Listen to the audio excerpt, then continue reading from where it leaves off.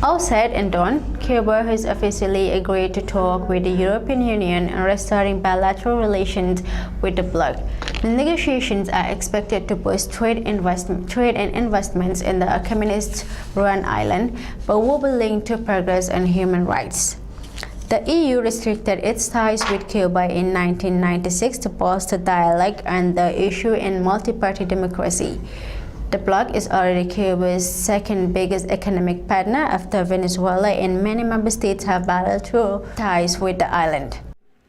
Cuba has officially agreed to talks with the European Union on restoring bilateral relations with the bloc. Foreign Minister Bruno Rodriguez said Cuba accepted the EU invitation made last month with satisfaction. The negotiations are expected to boost trade and investment in the communist-run island, but will be linked to progress on human rights. The EU restricted its ties with Cuba in 1996 to bolster dialogue on the issue of multi-party democracy.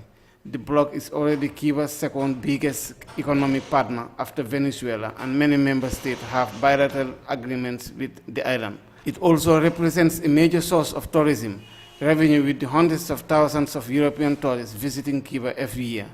Cuba welcomes with satisfaction the 10 February proposal of the High Official, which will put an end to the unilateral EU policies towards Cuba and accept the start of the negotiation. Mr. Rodriguez told reporters in the Cuban capital, Havana. I'm always careful to speak about all human rights. There are human rights issues where we have common ground with Cuba, especially in the social field.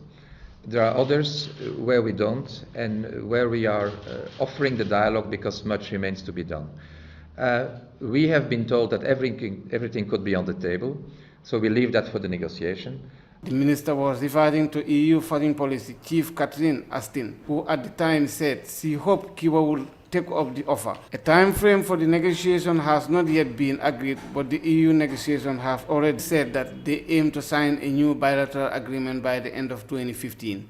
The announcement comes with Cuba engaged in an economic and social reform policy launched by President Raúl Castro. It indicates the most important diplomatic shift since the EU lifted sanctions against Cuba in 2008. The communist government has already expressed willingness to engage in talks with the US. After a meeting with an EU official last month, Mr. Rodriguez said he hoped President Barack Obama would follow Europe's example. The US imposed an economic embargo on Cuba over its economic policies and human rights records in 19